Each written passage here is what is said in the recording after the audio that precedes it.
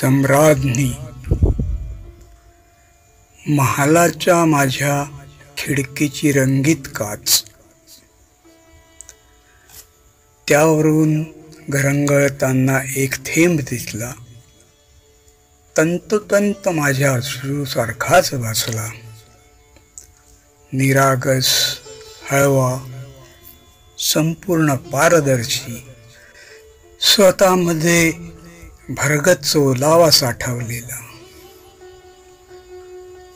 पण त्या थेंबाच्या चेहऱ्यावर दिसत होतं एक विलक्षण तेज, स्वतंत्र असल्याचं. पण त्या थेंबाच्या चेहऱ्यावर दिसत होतं एक विलक्षण तेज, स्वतंत्र असल्याचं.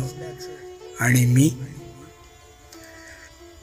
विखुरणार होतोच, तो आणि मी दोघेही.